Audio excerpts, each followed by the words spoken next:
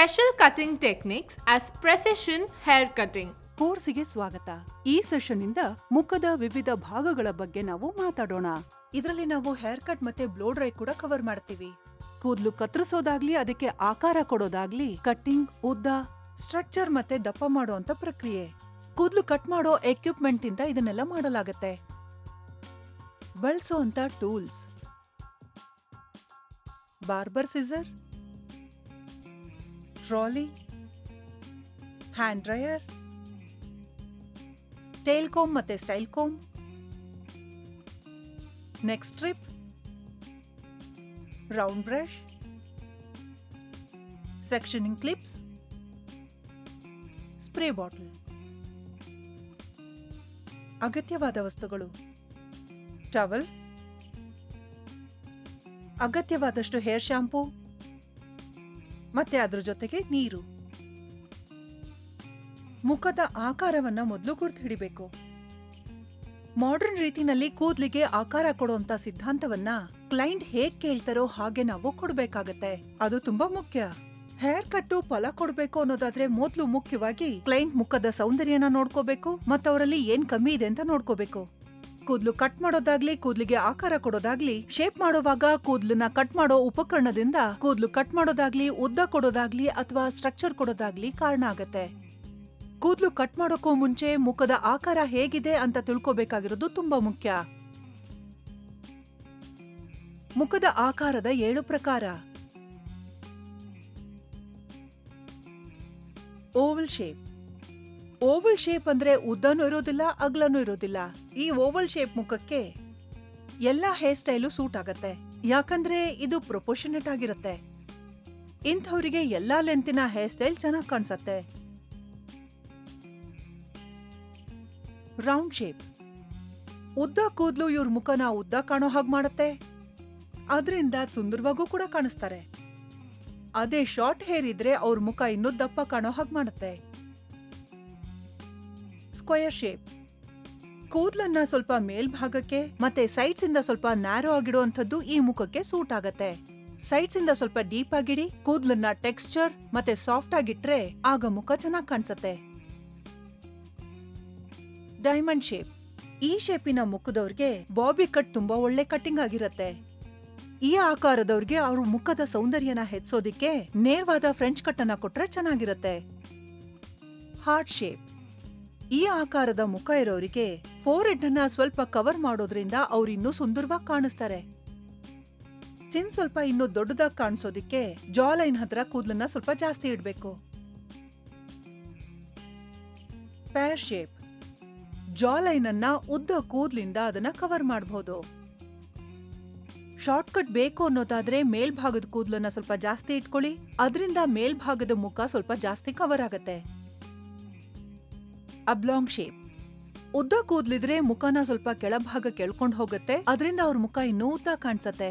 ಅಬ್ಲಾಂಗ್ face ಅವ್ರಿಗೆ ಸ್ವಲ್ಪ ಜಾಸ್ತಿ ಶಾರ್ಟ್ ಲೇಯರ್ ಕೊಟ್ರೆ ಚೆನ್ನಾಗಿರತ್ತೆ. ಅವ್ರ ಮುಖಕ್ಕೆ ಸ್ವಲ್ಪ ಕರ್ಲ್ಸ್ ಕೊಟ್ರೆ ಇನ್ನೂ ಕೂಡ ಚೆನ್ನಾಗಿ ಕಾಣಿಸ್ತಾರೆ. ಸ್ಟ್ರೀಕ್ ಹೇರ್ ಕಟ್ ನ ಅರ್ಥ ಹೇರ್ ಕಟ್ ನ ಡಿಸೈನ್ ಮಾಡೋದು, ಅಂದ್ರೆ wave pattern, natural design lines, weight lines, guide lines ಮತ್ತೆ ಪಿವಿಟ್ ಪಾಯಿಂಟ್ ಅನ್ನ ಗಮನದಲ್ಲಿಟ್ಕೊಂಡು ಕಟ್ ಮಾಡ್ಬೇಕಾಗತ್ತೆ. ಅದರಿಂದ ಹೊಸ ಹೇರ್ ಕಟ್ ಸ್ಟೈಲು ಹಳೆ ಹೇರ್ ಕಟ್ ಸ್ಟೈಲಿಗೆ ಸ್ವಲ್ಪ ಸಿಮಿಲರ್ ಆಗಿರತ್ತೆ ಮತ್ತೆ ಚೆನ್ನಾಗೂ ಕಾಣಿಸುತ್ತೆ.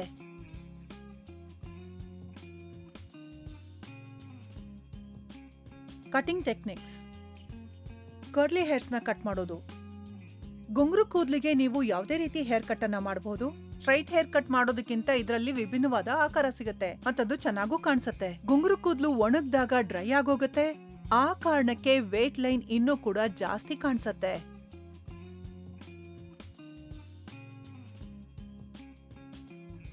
Cutting the bangs. ಬ್ಯಾಂಗ್ಸ್ ಮತ್ತೆ ಫ್ರೆಂಚ್ ನ ಅರ್ಥ ಒಂದೇ ಆಗಿರುತ್ತೆ. ಅದೇನು ಅಂತಂದ್ರೆ ಎರಡೂ ಮೂಲೆಯ ಮಧ್ಯಭಾಗದಲ್ಲಿರತ್ತೆ. ಬ್ಯಾಂಗ್ಸ್ ಅನ್ನ ಒಂದು ನೇರವಾದ ಆಕಾರದಲ್ಲಿ 90 ಡಿಗ್ರೀಸ್ ಅನ್ನ ಬಳಸಿ ಸ್ಟ್ರೈಟ್ ಆಗಿ ಕಟ್ ಮಾಡಬೇಕಾಗತ್ತೆ. ಕೆಲವೊಂದ್ಸಲ ನೀವು ಬ್ಯಾಂಗ್ ಏರಿಯಾನಲ್ಲಿ ಸ್ವಲ್ಪ ಸ್ವಲ್ಪ ಕಟ್ ಮಾಡಬಹುದು.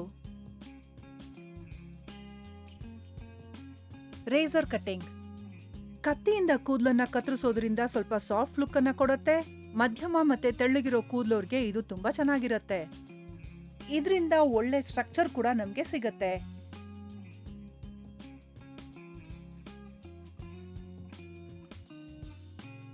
ಕತ್ರಿಯಿಂದ ಕಟ್ ಮಾಡುವಂತ ಯಾವುದೇ ಕಟ್ಟು ಕತ್ತಿನಲ್ಲಿ ಕೂಡ ಕತ್ತರಿಸಬಹುದು. ಈ ಟೆಕ್ನಿಕ್ ಅನ್ನ ಬಳಸೋದ್ರಿಂದ ಕ್ಲಾಸಿಕ್ ಲುಕ್ ಇಂದ ಹಿಡಿದು ಮಾಡರ್ನ್ ಲುಕ್ ವರ್ಗೂ ವಿಭಿನ್ನವಾದ ಹೇರ್ ಸ್ಟೈಲ್ ಅನ್ನ ಮಾಡೋದಕ್ಕೆ ಬಳಸ್ಕೋಬಹುದು. ರೇಸರ್ ಕಟಿಂಗ್ ನಲ್ಲಿ 2 ವಿಧ ಇದೆ. ರೇಸರ್ ಅನ್ನ ಸಬ್ ಸೆಷನ್ ನಲ್ಲಿ ನಾವು ಇಟ್ಕೋಬೇಕಾಗತ್ತೆ. ಕೂದಲನ್ನ ಸಣ್ಣ ಮಾಡೋದಕ್ಕೋಸ್ಕರ ನಾವು ಪೂರ್ತಿ ಬ್ಲೇಡ್ ಅನ್ನೇ ಬಳಸ್ಕೋಬೇಕಾಗತ್ತೆ.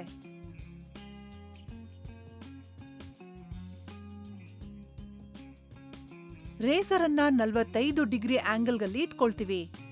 ಸಣ್ಣ ಸ್ಟ್ರೋಕ್ ಅನ್ನ ಮಾಡೋದಿಕ್ಕೆ ಬ್ಲೇಡಿನ ಒಂದು ಭಾಗನ ಬಳಸ್ಕೋಬೇಕಾಗತ್ತೆ.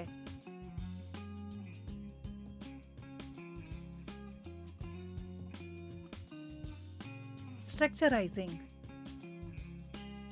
ಉದ್ದನ ಕಮ್ಮಿ ಮಾಡದೆ ಎಕ್ಸ್ಟ್ರಾ ಹೇರ್ ಅನ್ನ ತೆಗೆಯುವಂತ ಪ್ರಕ್ರಿಯೆ. ಹೇರ್ ಕಟ್ ಆಗಿರೋಂತ ಕೂದ್ಲಿಗೆ ಈ ಪ್ರಕ್ರಿಯೆನ ಬಳಸಲಾಗತ್ತೆ. ಇದರಿಂದ ಯಾವುದೇ ಎಫೆಕ್ಟ್ ಆಗಲ್ಲ. ಇದರಿಂದ ವಾಲ್ಯೂಮ್ ಜಾಸ್ತಿ ಮಾಡೋದಾಗ್ಲಿ, ಲೆಂತ್ ಅನ್ನ ಕಮ್ಮಿ ಮಾಡೋದಾಗ್ಲಿ, ಕೂದ್ಲನ್ನ ಅಳ್ಳಾಡ್ಸೋದಾಗ್ಲಿ, ಒಂದ್ ಏರಿಯಾಯಿಂದ ಇನ್ನೊಂದ್ ಏರಿಯಾನ ಮಿಕ್ಸ್ ಮಾಡೋದಾಗ್ಲಿ, ಇದರಿಂದ ಕೂದ್ಲು ದಪ್ಪ ಕಾಣೋ ಹಾಗೆ ಮಾಡಬಹುದು. ಸ್ಟ್ರಕ್ಚರೈಸಿಂಗ್ ಕತ್ರಿಯಿಂದ ನಾವು ಬೇರೆ ಬೇರೆ ರೀತಿಯಾದ ಎಫೆಕ್ಟ್ ಅನ್ನ ಕೊಡಬಹುದು. ಸಬ್ಟಲ್ ಸ್ಟ್ರಕ್ಚರ್, ಅದ್ರ ಜೊತೆಗೆ ಡ್ರಾಮ್ಯಾಟಿಕ್ ಮತ್ತೆ ಚಾಪಿ ಲೇಯರ್ ಅನ್ನ ಕೂಡ ಕೊಡಬಹುದು. ಕತ್ರಿಯಿಂದ ಟೆಕ್ಸ್ಚರ್ ಕೊಡೋದು. Point cutting. ಕತ್ರಿಯ ತುದಿ ಅಥವಾ ಪಾಯಿಂಟ್ ಅನ್ನ ಬಳಸ್ಕೊಂಡು ಕೂದಲಿನ ತುದಿಗೆ ಒಂದು ಶೇಪ್ ಅನ್ನ ಕೊಡಬಹುದು. ಇದನ್ನ ಒಣ ಅಥವಾ ಒದ್ದೆ ಕೂದಲಲ್ಲೂ ಕೂಡ ಮಾಡಬಹುದು. ಕತ್ರಿಯ ಆಂಗಲ್ ಎಷ್ಟು ಡಯಾಗ್ನಲ್ ಆಗಿರುತ್ತೋ ಅಷ್ಟೇ ದೂರ ತಗೊಂಡು ಹೋಗ್ಬೋದು, ಜೊತೆಗೆ ಅಷ್ಟೇ ಚೆನ್ನಾಗೂ ಕೂಡ ಕಾಣುತ್ತೆ. ಈ ಕಟಿಂಗ್ ತುಂಬಾನೇ ಪಾಪ್ಯುಲರ್ ಆಗಿದೆ. ಸಾಫ್ಟ್ ಮತ್ತೆ ನ್ಯಾಚುರಲ್ ಇಂದಾಗಿ ಮಾಡರ್ನ್ ಟೆಕ್ನಿಕ್ ಅನ್ನ ಬಳಸ್ಕೊಂಡು ವಿವಿಧ ಹೇರ್ ಸ್ಟೈಲ್ ಅನ್ನ ಮಾಡಬಹುದು. ಇದು ನಿಮ್ಮ ಕೂದ್ಲಿಗೆ ಮೂವ್ಮೆಂಟ್ ಮತ್ತೆ ಟೆಕ್ಸ್ಚರ್ ಅನ್ನ ಕೊಡುತ್ತೆ. ಅದರಿಂದಾಗಿ ಲೈವ್ಲಿ ಆಗಿ ಚೆನ್ನಾಗಿ ಕಾಣಿಸುತ್ತೆ. ಇದರಿಂದ ನಿಮ್ಮ ಕೂದಲು ಸ್ವಲ್ಪ ಬುಷಿ ಕಮ್ಮಿ ಆಗತ್ತೆ. ಅದರಲ್ಲೂ ಮುಖ್ಯವಾಗಿ ನಿಮ್ಮ ಕೂದಲು ವೇವಿ ಅಥವಾ ಕರ್ಲಿ ಇದ್ರೆ ಈ ಕಟಿಂಗ್ ಸಾಫ್ಟ್ ಲೇಯರ್ಸ್ ಮಾಡುತ್ತೆ. ಅದರಿಂದಾಗಿ ನೋಡೋದಕ್ಕೆ ತುಂಬಾ ಚೆನ್ನಾಗೂ ಕೂಡ ಕಾಣಿಸುತ್ತೆ. ಈ ಸೆಷನ್ ಅಲ್ಲಿ ನಾವು ವೆರೈಟಿ ಹೇರ್ ಸ್ಟೈಲ್ಸ್, ಮುಖದ ಆಕಾರವನ್ನ ಗುರ್ತು ಹಿಡಿದು ಕೂದಲು ಕತ್ತರಿಸೋ ಅಂತ ಟೆಕ್ನಿಕ್, ಮತ್ತೆ ಬ್ಲೋ ಡ್ರೈಯಿಂಗ್ ಮತ್ತೆ ಹೇರ್ ಕಟ್ ಮಾಡೋದ್ರ ಮುಖಾಂತರ ವಿವಿಧ ಹೇರ್ ಕಟಿಂಗ್ ಸ್ಟೈಲ್ ಬಗ್ಗೆ ನಾವು ಚರ್ಚೆ ಮಾಡಿದ್ವಿ. ನಾವ್ ಆಶಿಸ್ತೀವಿ ಇದರಿಂದ ನಿಮ್ಮ ಆಸಕ್ತಿ ಜಾಸ್ತಿ ಆಗಿರತ್ತೆ. ಇನ್ನಷ್ಟು ತಿಳ್ಕೊಳ್ಳೋದಿಕ್ಕೆ ಇನ್ನೂ ಹೆಚ್ಚು ವಿಡಿಯೋಸ್ ನಮ್ಮಲ್ಲಿದೆ. ಧನ್ಯವಾದ.